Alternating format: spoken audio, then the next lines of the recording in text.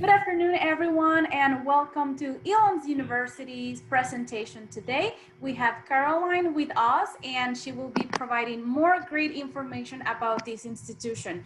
Just a couple of housekeeping items. I want to remember the audience that your cameras and microphones are off, so the panelists cannot see you or hear you. However, you are more than welcome to ask questions by using your Q&A button on your screen to type your questions at any point during the presentation. In addition, you know that we have many more ways, and if you're interested, please make sure to check out the full schedule at IACAC.org. This presentation is being recorded and will be available within about a week at the same website, IACAC.org. So with not further ado, Caroline, the floor is all yours. Awesome. Thank you so very much. Good to see everybody today. Well, I can't see you, but I'm really excited to share a bit about Elon with you all. I will share my screen and then we will get started. Okay. I assume that everybody can see this. My screen is being shared, and I will just jump right into it for the sake of time. Hello, my name is Caroline Fernandez. I am a Senior Assistant Director of Admissions at Elon. I am really pleased to be representing my alma mater in this role. I've been in this role for the last 3 years, working with students from across the country. I'm a Floridian, so I've been working with students from Florida and now parts of the Midwest. I was just in Illinois a few weeks ago for some small events, so it was great to see some good Midwesterners. A bit about what I do in addition to connecting with students. I, of course, connect with you students throughout the fall, winter, and spring, but I also do have the privilege of reading applications for my territory. So I'm saying that because we love to see demonstrated interest. We love to be advocates for students in the process. So whether you are on this call right now or watching it later recorded, please don't hesitate to reach out. We love to hear from you and we love to connect. I will begin in short what Elon is in a sentence. Elon is a medium-sized private liberal arts university in North Carolina. I will break down those different descriptors real quick. Medium-sized, we have just about 6,000 undergrads on campus. It is small enough where you have that sense of community. You're going to see tons of familiar faces as you walk across campus, but big enough where we do have big school opportunities and resources. For example, we are Division I across all areas for athletics. We are the #1 university in the country for study abroad. We are really proud that our global engagement program is nationally recognized and ranked. And our students are completing undergraduate research and service at really in-depth intentional levels. They aren't just doing 1 semester of research, they're doing 2.5 years of really mentored intentional research if they choose. Also, there's lots of strong opportunities for internships and employment and connections and networking with companies across the country and around the world. So we have 6,000 students for our size. We are a private university, so we are the same cost whether you are an in-state or out-of-state student, but I will get to the cost and scholarships towards the end. And the liberal arts university piece means that we are grounded in the liberal arts. We want students to have access to all different undergraduate majors and programs and departments. So if you are a senior right now and you're looking to apply at Elon, it might sound familiar that when you apply to the university as a whole. You do not have to apply separately to the business school or the biology department or English department.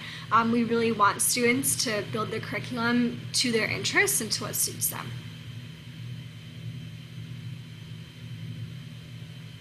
I mentioned that we are in North Carolina. I don't know if any of you all have been to the state or even been to Elon's campus, but this slide here will give you some good insight into where we are and who we are. We are in a suburban type setting. So we are not rural in the middle of nowhere. We are not in a metropolitan area. We are more in that middle ground suburban setting. right around campus, all of the crucial things that a college student needs. Target, Best Buy, TJ Maxx, Starbucks, big box shops and restaurants, as well as local independent restaurants, coffee shops, farm-sourced organic food. We're bookended on both sides by a bit bigger cities. Greensboro is about 25-30 minutes away, and the Raleigh-Durham, Chapel Hill area is 45 minutes to an hour. Not only are there more opportunities for restaurants, entertainment venues, shops, but also there's businesses and bigger opportunities for internships and jobs throughout the year, even in the summer. And there are airports in those areas. We can't forget transportation, and for you all getting to and from North Carolina from Illinois, what that looks like. There are airports in both Greensboro and Raleigh, easy access to either O'Hare or Midway. And the mountains and the beach we're pretty equidistant between each, about 2.5 to 3 hours to get to some really great hiking trails or get to the beach and see the ocean. Really, no matter the time of year, whether it is the fall, summer, or spring, and you want to go hiking or kayaking or down to Charlotte to the Whitewater Rafting Center, tons of opportunities to do so. Or even in the winter, there are some smaller mountains about 2 hours west in North Carolina to go skiing and see the snow. Lots of students are surprised by the 80% out-of-state number. We're really proud of that. We have really strong geographic diversity on campus. I mentioned how I'm an alumna of Elon. One year when I was on campus, I lived with 3 other people, and they were from Los Angeles, another was from Kansas City, and my 3rd roommate was from Connecticut, and I myself being from Florida. So we spanned the entire country from California to Connecticut and in between, and we all chose to live together. We were all friends, but we just came with so many different backgrounds and perspectives and experiences. We have strength in geographic diversity, and you should feel comfortable with that coming from Illinois. You're not going to be the only out-of-state student. So we have a lot of strength in that, and we are always looking to increase and grow racial and ethnic diversity and representation on campus. I do want to say, though, that while it's been a top priority for many years, and we recognize the value and importance of having representation from all different backgrounds, we also focus on what's the experience of students once they get to campus, right? So not just that number and percentage, but what is the actual lived experience of students, and are they feeling included? Are they feeling like they can be supported and grow and thrive on our campus? And also for the entire community, how are people being better allies and having long-term growth, understanding, and change, nonetheless. So rest assured that coming to Elon, you're coming to a place that really has a strong focus on diversity, whether it's racial, ethnic, religious, geographic. It's a place where we want students to be challenged but also thrive. Quick visual of campus here. I know it's not the same as being at Elon. Elon is a very quintessential college campus environment. Lots of brick buildings, brick pathways, 600 plus acres, really walkable from the north end to the south end of campus. I'd say it's about a 20-minute walk, but things are really easy to get around and access to. A fun fact for you all is that Elon is actually a registered botanical garden in the state of North Carolina, so we do receive extra funding from the state to beautify our campus even more and to bring more unique flowers and trees and plants to Elon. We'll shift gears to academics. That's why you're seeking a higher education. What does that look like? See some numbers in front of you. We have the 4 undergraduate schools. We, of course, have a College of Arts and Sciences. With the humanities and sciences, we're grounded in the liberal arts. We also do have professional schools in business, communications, and education. And again, even if you are a business major, you can have that minor in political science or art history or philosophy. We want students to challenge their thinking and not just spend their entire 4 years in the science building or in the history building. We want you to be able to get out and experience subjects and ideas beyond just your area of study. Our academic calendar is traditional yet unique, and I'm happy to speak about that right now. It's traditional in that we have a fall semester and a spring semester, so 4 months each, 4, 1, 4. But our spring begins in February, and that leaves the month of January as its own term. It's just one term, 1 month in January, J term as we call it. And in January term, we'll see students doing a few different things. Some students will be on campus taking a class, one class, 3 hours a day, 5 days a week. And then other students might be abroad during the month of January. Some years we'll see as many as 35% of our student body going abroad during January. And what that will look like is you'll still receive full credit for that month abroad, but you're learning outside the four walls of a classroom. Elon really champions and believes in engaged experiential learning, right? Getting students, out from behind the textbooks and research papers. Still, that's important. That's still part of our curriculum, but as much as possible, we want students to learn by doing and learn by being in those environments.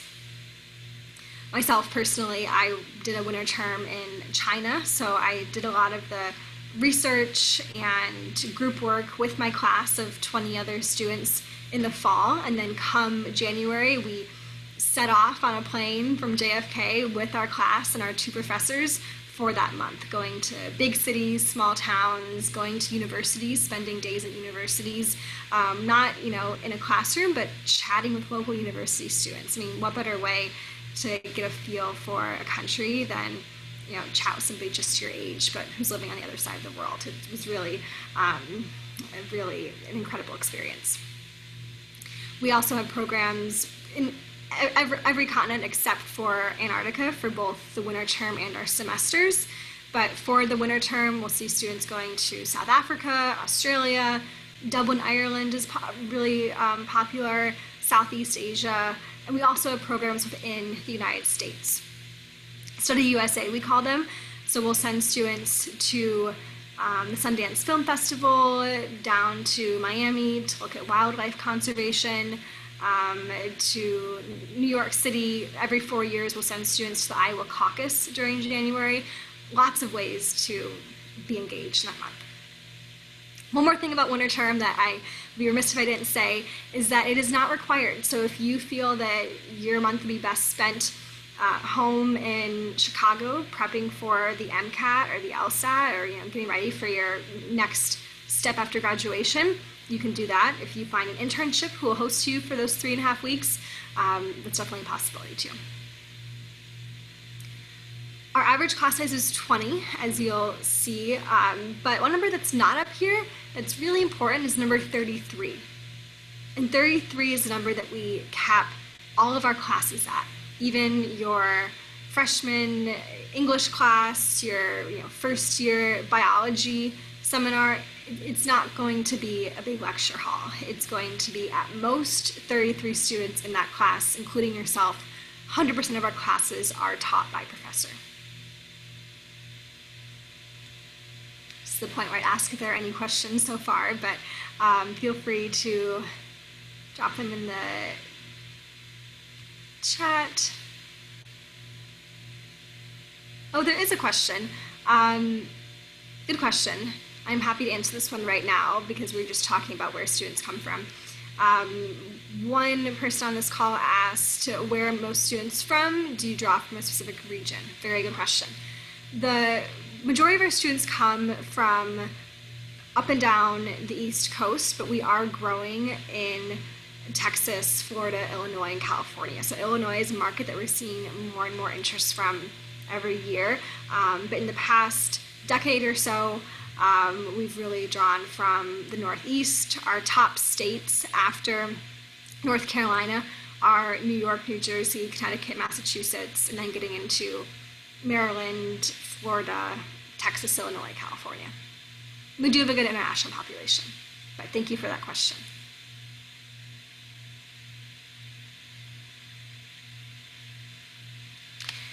All right, these Elon experiences. Another big part of the curriculum are these 5 Elon experiences.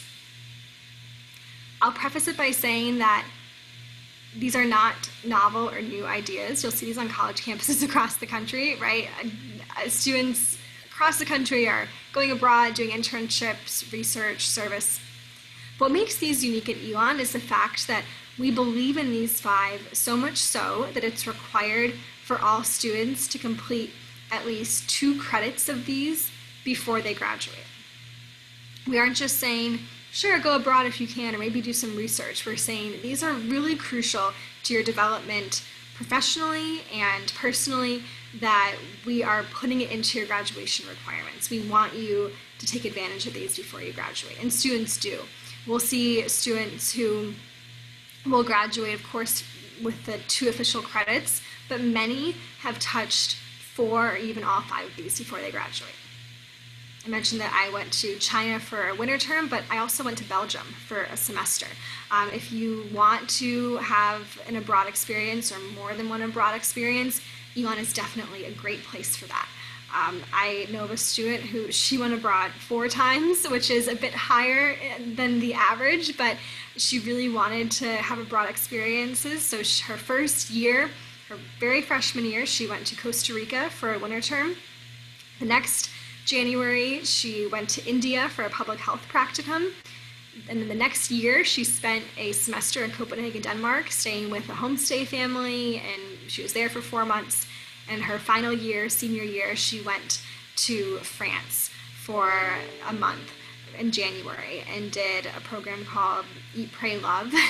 And it is looking at religious influence in the culture in France. They went to Catholic churches and Buddhist shrines and looking at the presence of Islam in France. Really interesting program, and she received credit for all of those experiences.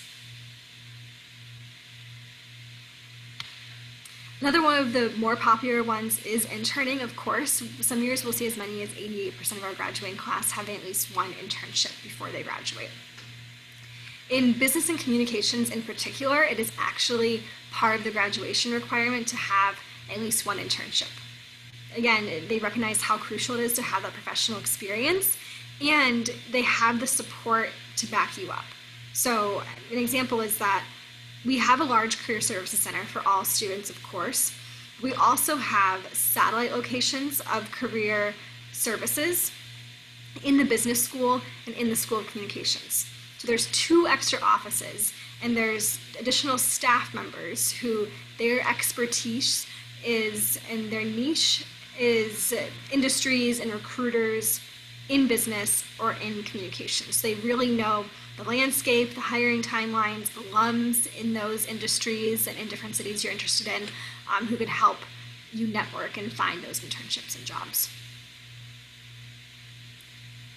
I could go on about all of these all day, but we are limited on time. So for the sake of time, I will speak quickly about service, and then I'll take any questions that you have at the end. So drop any questions you have in the chat now and throughout, but I'll just continue plugging along with this presentation, and at the end I'll take any and all questions that you all have. One thing about service, though, I know that students love service work, and many students are heavily involved in high school. Good news for you all is that it's definitely part of the culture at Elon. For example, the largest student-run organization with the most students who are involved out of our close to 300 organizations is Elon Volunteers. Elon Volunteers is a large umbrella organization where all of our different service opportunities and partnerships are housed. So I think just by sharing that hopefully gives you all a good sense that there is a strong culture and desire on Elon's campus for civic engagement and service.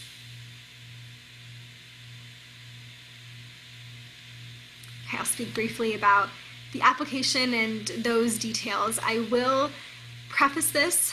Students always get nervous about numbers and see numbers and look away if it doesn't suit them, but we are test optional this year, and the numbers that you see are the mid-range for the class we enrolled this past fall, meaning that We enrolled students below these numbers. We enrolled students, of course, above these numbers. Good practice to be within that range, but we've always been a holistic review process, and especially this year moving forward, now being test optional, will definitely be much more holistic.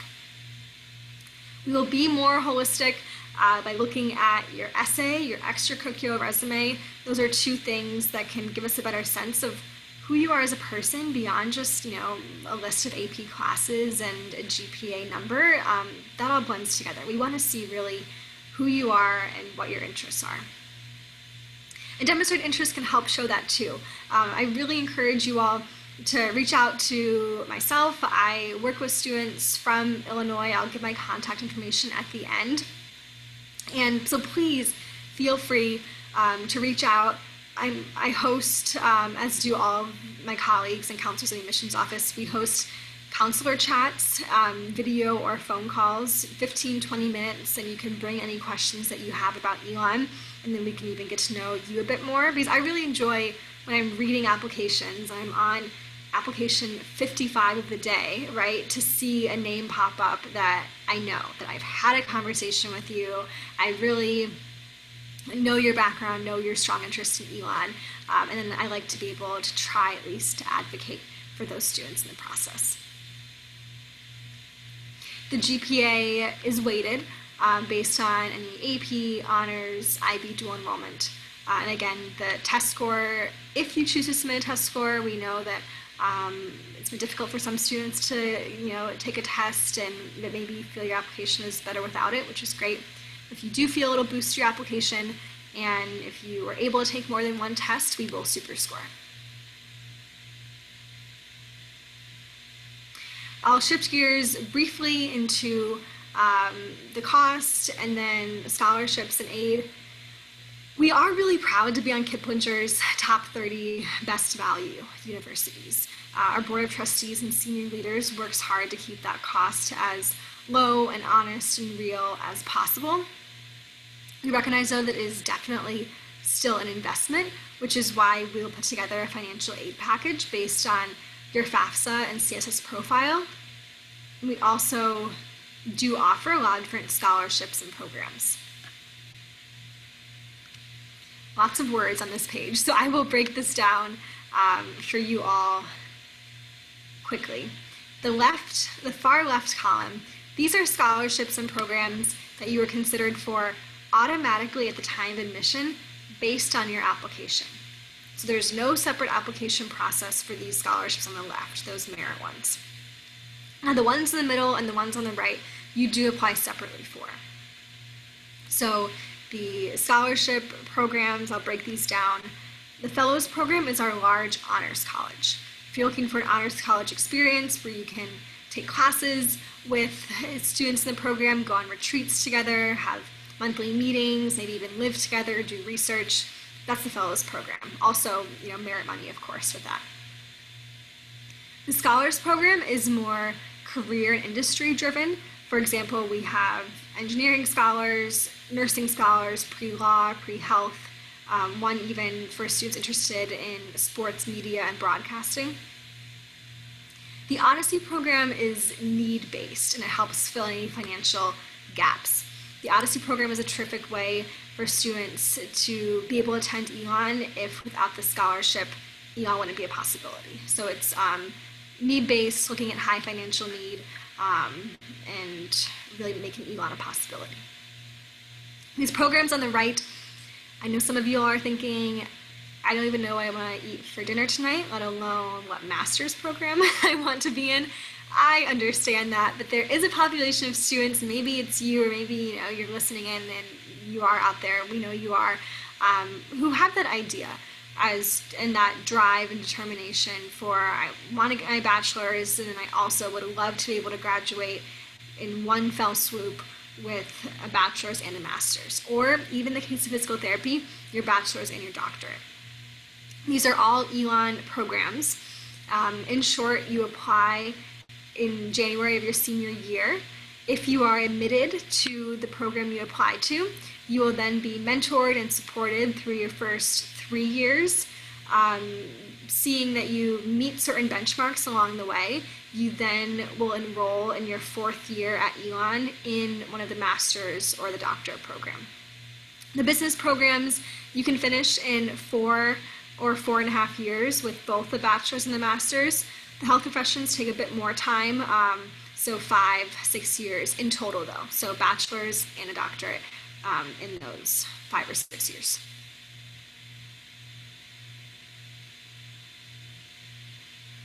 If you're looking to apply, it is coming around the corner quickly. It's right, the beginning of October, but November 1st will be here before you know it if you are a senior right now looking to apply. Early action is the best of both worlds. You apply early, you hear back early, you still have all of the spring to decide based on that decision. Early decision though, as you are emotionally, financially committed to Elon, it is your very top choice. You are ready to be a phoenix and will come in the next fall. The final time to apply is January 10th, and the time for the scholarship applications, so the fellows program, the scholars, the need-based Odyssey, as well as any of those accelerated master's and doctorate programs, those applications are due January 15th. I'll emphasize January 15th again because every spring I receive emails from students wanting to be a part of our honors program or wanting to receive those scholarships, but it is simply too late because there are interviews that will take place at the beginning of the spring. So make sure you're just planting that seed now to get those scholarship applications in now. And if you're interested in applying, we would love to see your application. We are on 2 major platforms of the Common App and the Coalition. We're proud to be partnered with them. We also do have our own application. We have no preference as to how you apply. The question that students sometimes ask is, how do I apply to those honors programs that were mentioned? Great question. After you submit your application to the university, so the general application, you will then receive information for your own Elon account and portal, and all of the applications for the honors programs will be on that Elon specific portal. All right, that is all that I have for you all in terms of information and content. You see my information listed, my contact. Feel free to reach out. Email is the best way to reach me if you'd like to arrange one of those individual virtual video or phone chats to express more interest and ask any questions that you have. I'm always happy to do so. If you have questions tomorrow, next week, in 6 months, whenever, I'm always happy to hear from students. And I will say too, as I conclude, that we are doing campus tours on campus. If you're in North Carolina and you are able to travel and you want to travel and feel comfortable doing so, we'd love to host you on campus to give you a distanced, safe tour. We're able, because of our size and our campus visit program, to have one-on-one tours. So very likely it would just be yourself and your family and a tour guide, all with masks on, touring Elon in as safe a way as possible. Okay, that is all that I have, but there are a few questions that I will answer now.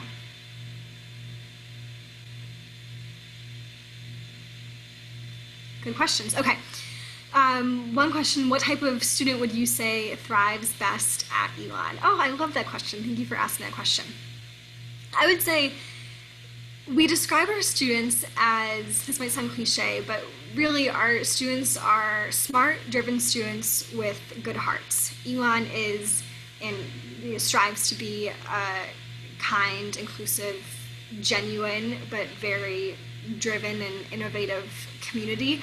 And so students who, of course, take their academics seriously, but also really value community and value those Elon experiences. So we want and need students who are excited about going abroad and doing service and research and being tapped into the community beyond just their classes and going back to their dorm. That's not Elon. Elon is a place where, it shines through to the network of alums. Our alums are some of the top most involved, both in participation and donations in our range. So we're really proud of that, and it shows because they were part of the community at Elon, and they're just as part of it afterwards. So yeah, smart students with good hearts, and our provost also describes students as being passionately curious, students who are eager to ask the questions and question things and go into the office hours with professors and simply not take things for a direct answer, dive into the material and think a bit bigger and beyond and finding solutions. And do you meet 100% of financial need? Unfortunately, we do not. And we can't guarantee that we meet 100% of financial need, but I'd encourage any students who are looking for that need-based support to look into the Odyssey program that I mentioned. The Odyssey program really helps to fill any financial gaps and can make Elon that possibility. Okay, another question. So this question is looking at making studying abroad a possibility financially. And we do have scholarships for studying abroad.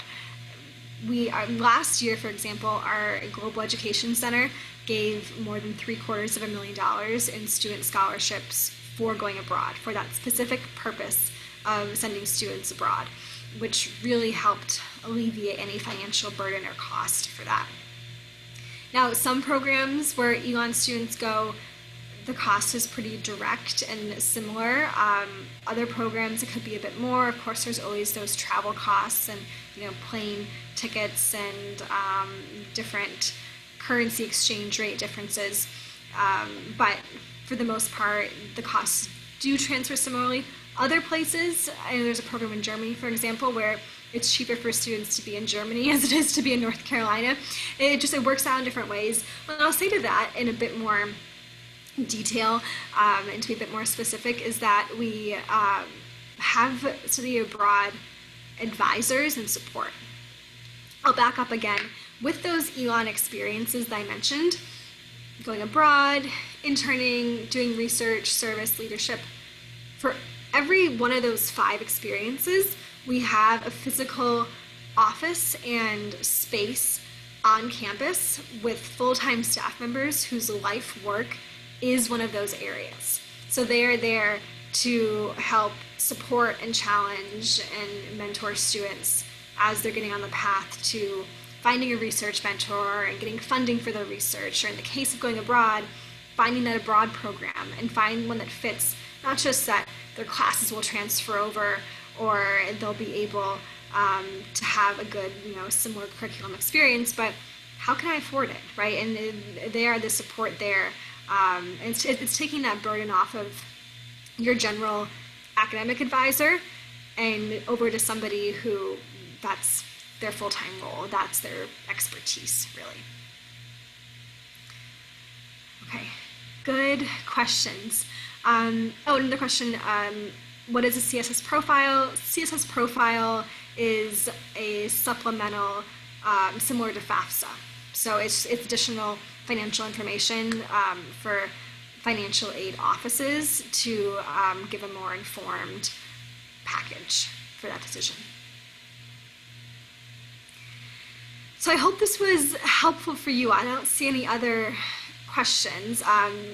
You have my information and contact. That's really the best way to reach me. If other things come up, I know after a lot of these different presentations, it's information overload, and you can't think of any questions right now, but 10 minutes from now or a day from now, it'll all pop into your head. So if and when it does, you're always welcome to reach out, and I'd be happy to provide any context or help. So thank you again for taking your time, and I'll let my colleague take it from here.